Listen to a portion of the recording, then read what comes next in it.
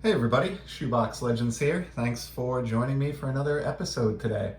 This is going to be a look at some pickups from a recent hobby shop run. So this was not my usual LCS here in Rhode Island. I had cause recently to be back in Connecticut running a couple errands. It's not far from my house, but probably about a 30 or 40 minute ride away, and swung by a hobby shop. And what's cool about this is the very same, or one of the very same hobby shops that I used to go to with my dad and brothers way back in the day in the early 90s, maybe even 1990. And this guy has been in operation since. He moved locations, so he's in a different town than he was in back in the day. I think he moved about 10 or 15 years ago, but he has been in continuous operation since 1987. And it's even the same guy working the counter that I remember from being a kid and going into the shop with my dad and brothers. So I got a huge kick out of that. I'm glad I stopped by. Didn't have a ton of time to spend there. And honestly, there's not a lot of stuff there to look through these days. It was a little bit sad in terms of its state. But one thing that was cool, they had these big monster boxes out with the cards in top loaders or penny sleeves, and they were sorted alphabetically by player, and they were just in big sections, and you could go and kind of thumb through. If you're a Tony Gwynn fan, you could look through the Gwynn section and grab a bunch of cards. And what I thought was cool about this, that's sort of the way that it was when I was a kid and went to this hobby shop. And for all I know, based on how some of these top loaders look, these might even be some of the same cards that I was thumbing through as a kid, and ended up grabbing a few of them, 30 years later here. So in this video, I'm going to try to keep it a little bit shorter. I've already blabbed for 2 minutes and we haven't even gotten into the cards yet. So I'm just going to focus on some Griffey cards that I bought. So I did, I'm not a hardcore Griffey collector, but since he had these, sections broken out, I kind of took a look through the Griffey Jr. section, just because obviously I grew up when he was an instrumental figure, and ended up with a stack of about, I think, between 15 and 20 Griffeys. And when you break this down, I paid about $2 a card for these. So in some cases, that probably wasn't a great price. In other cases, I think that's pretty cheap. So let's take a look at what I grabbed. First one is a base card from, I think it's 96 Pinnacle, or I'm sorry, 95 Pinnacle. This is one of the most just pure fun images that I ever remember being on a Griffey Jr. card when I was growing up. Just a great shot of him being a little bit crazy here and blowing a gigantic bubble in the locker room. So that one was always just a memorable card. I'm going to throw this one in a penny sleeve. This one was in a pretty ugly looking penny sleeve. So I think this guy who owns this shop, he's not doing himself any favors when it comes to his displays.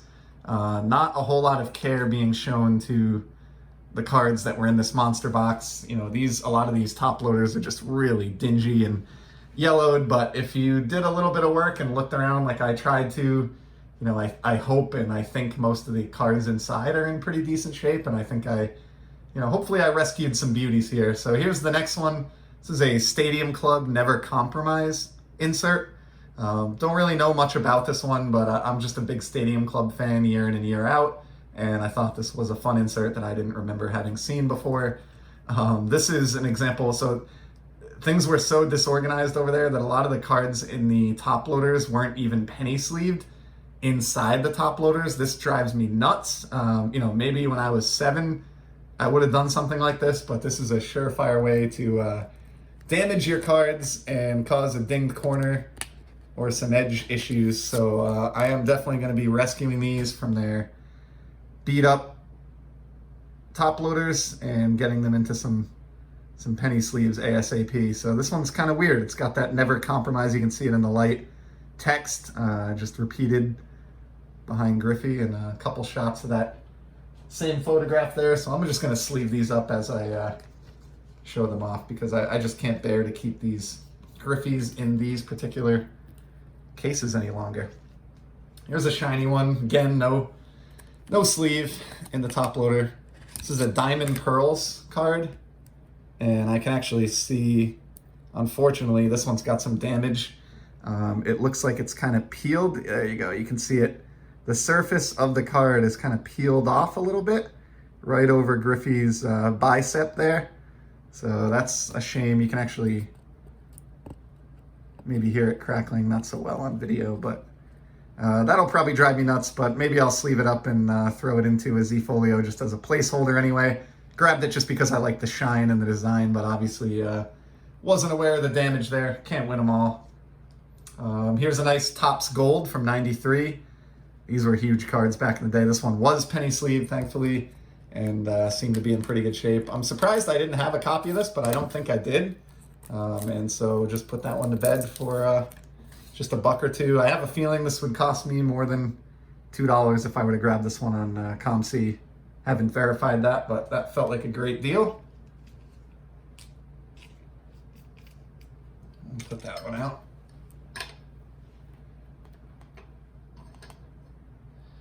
All right, next up we have another Stadium Club insert. This is Crunch Time.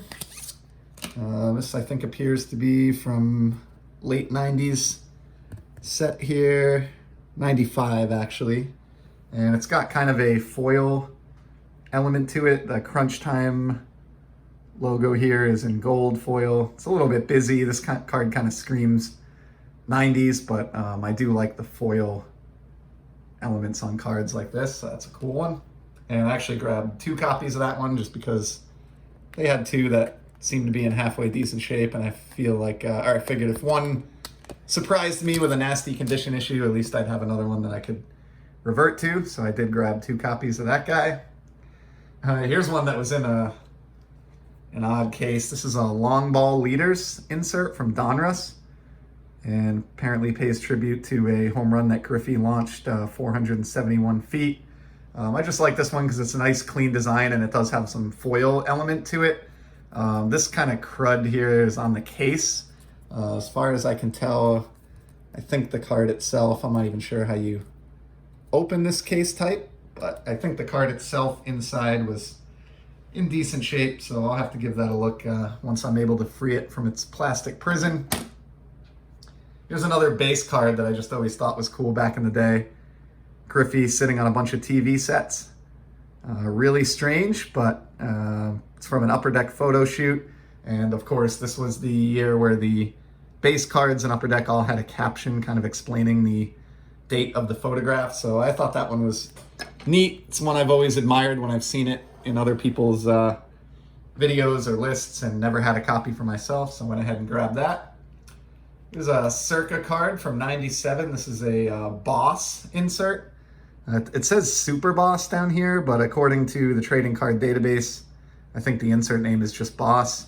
I got this one because it does have kind of like a chromium feel to it, and as the name would imply, these are actually embossed. So the light is not working too well here, but you can see kind of at this angle that Ken here is actually embossed on this card. And it's a little bit, maybe it's easier to tell if we take a look at the back, but you can see this is textured and you can see the punch out of Ken on the front from the front of the card here on the back. So just kind of cool.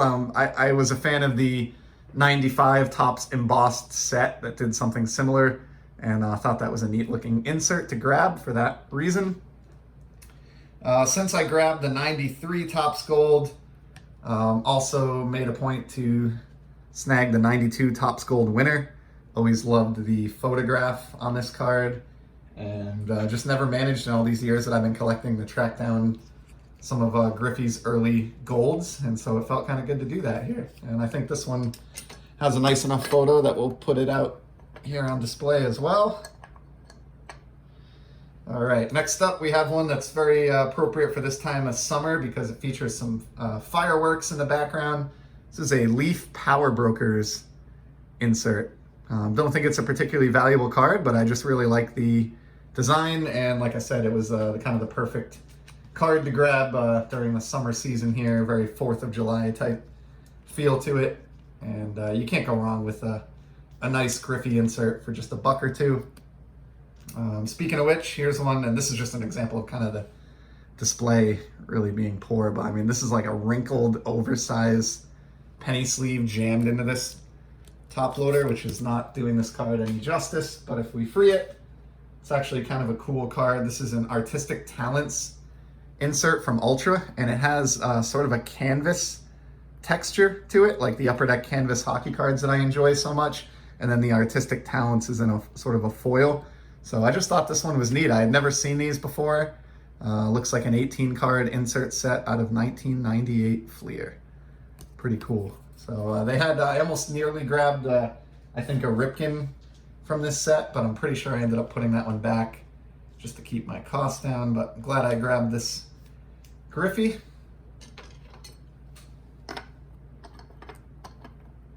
We'll toss that one up as well. All right, here's a shiny one, and again, this kills me that it's just in here with no penny sleeve, but here's a Bleacher Reachers card. This one's got some killer foil element here. I like this kind of wavy design that sort of blends in with like the lightning theme, I guess, that's going on here. So I don't really know what Thunderstorm has to do with hitting a home run, but it's a cool card. There's also just kind of like a random bat placed diagonally in the background here behind Ken. So there's a lot going on here. I really can't explain it, but it's just a wonderfully shiny 90s type card that I couldn't turn down. Crazily enough, I think this is just a base card. Or no, maybe not. It's SB8, so this does look like it's an insert. So then we have one or two here from the Reds era. I much prefer, as I think many collectors do, at least any collector who isn't a Reds fan, I much prefer my Griffey cards showing him with the Mariners, but there were a couple that I thought were interesting enough from the Reds days that I grabbed them anyway, and we'll start with this one, which is a Best Performers out of Bowman's Best. And if you've watched much of this channel, then you probably know that the sole reason I grabbed this one was just the shine. So that was a nice shiny Reds era Griffey there for the collection. And then one of the things I like aside from shiny cards, if you've watched much of the channel, is acetate cards or see-through cards. So I have this one as well from Topps Tech, and this combines both acetate cardstock and shiny element here on the band of field that's visible in the background on this design. So pretty cool. Like I said, if I'm gonna pick up a Reds era Griffey, there has to be kind of something else about it that makes it stand out or look desirable to me, and in this case, can't go wrong with shiny and acetate. I'll put this one up as well. And just a couple more here. Thanks for sticking with me. This is another base card, I believe. This is from Upper Deck Encore. And again, grab this because of the wonderful rainbow foil shine. It's actually in pretty good shape considering it was in a penny sleeve. A top loader with no penny sleeve. It's just a little dust along the top there, but this is actually in pretty good shape. I don't think this is a valuable card. You can probably get this for less than $1 on ComC, I'm guessing, but I'm just a sucker for rainbow foil. Here's another parallel out of Fleer Ultra. Nice clean design, and this is, as you can tell with the logo here, the gold medallion parallel. So happy to have that one. I'm kind of a sucker for any of those classic repeated 90s parallels, like a gold medallion from Ultra or electric diamond from Upper Deck, so I was happy to snag that. 3 more to go here, and they're all shiny. So we have one more from the Reds era. This is Bowman's Best, and this is one of those preview type cards. This looks fantastic with the shine, and I was surprised to see, looking on ComC, I think these, are only like 75 cents to $1 cards, these preview cards, but nice shine there. And I've got one from Topps Finest, a 5-star Finest.